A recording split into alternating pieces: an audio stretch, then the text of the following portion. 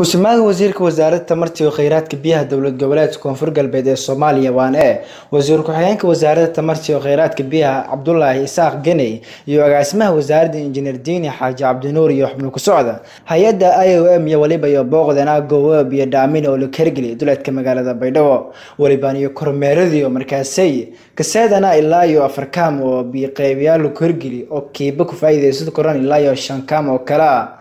si markaasay linyaraay biyo la'aanta xilligan wajahday dadka bogtaale ee ka jara xariyo kaamamka ka yaala duleedka magaalada Baydhabo walibaana booqashadii hay'adda ujeese tolokoobiyaay si dadka deegaanka ku faa'iideysadayaan biyo iyo silan hubiyo tayada biyo markaas iyo leena mas'uuliyiinta soo kale waliba kormeeradii iyo kaseedana isbitaalka Bayhaw oo kumid ah isbitaalada ka yaala duleedka magaalada Baydhabo oo xilligan wasaaradda kargaleeda albiyood riigay oo dadka bulshada ku faa'iideystaan walibaana albiyoodka naqday koobiyoosha yaraadeen oo markaas lagu fadayaan naqana walibaana kusimaha wasiirka wasaaradda tamarta iyo kheyraadka biyaha wasiir ku-xigeenka wasaaradda uu sheegay in wasaaradda wada isbitaalka lan kargali lahaay albiyood riigay oo kala salan hala biyo ka filana si markaas ku faa'iideystaan bulshada ka yaran isbitaalka agaasimaha isbitaalka guud iyo qaar ka mid ah mas'uuliyiinta isbitaalka ayaan korintii goobta ku hadalay oo zaid waa ka jara maadaama isbitaalka eel riig lahaay oo biyo ku waay hadana eel riigay kala yeelan si bilaaway eelkina madii la qoday 160 oo kala la qoday atluusin biyo ku waay saak wali biyareed ka jarta baahida bukaanka saak meeba daboolay geographical ahaan meeba saddexdan gobol iyo gobolada kale oo geedaha hataa dad ay hadeerayaan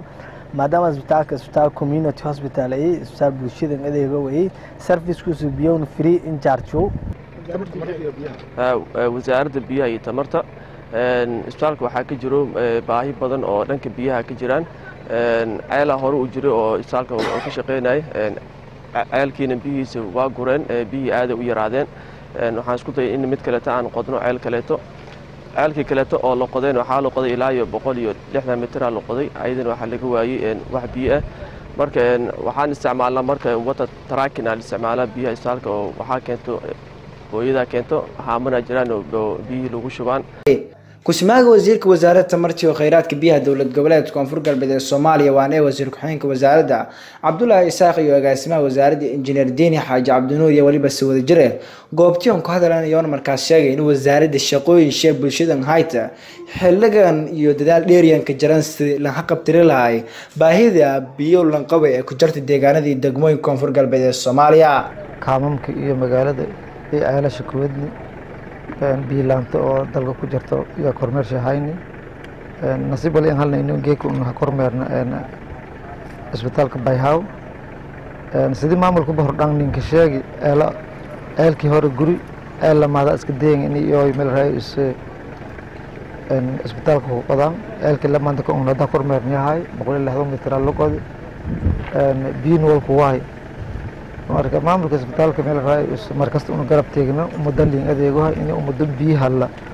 oo meel raayis biyo la'aanta lagu baawata waliba tan wasaaradda mandate atway oo isuuntu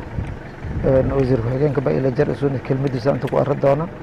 marka markasta wali iska day doonaa sida awoodana in community iyo bulshada iyo isbitaalada meelo public ah in la kaalmayo community iyo arrimaha bulshada iyo haweenka may ku shaqeynayaan wasaaradda tamarta iyo biyaha inuu caawino silan hala isbitaalada iyo meelo dadka bulshada lagu shaqeeyo in biilan hela taas muhiimadan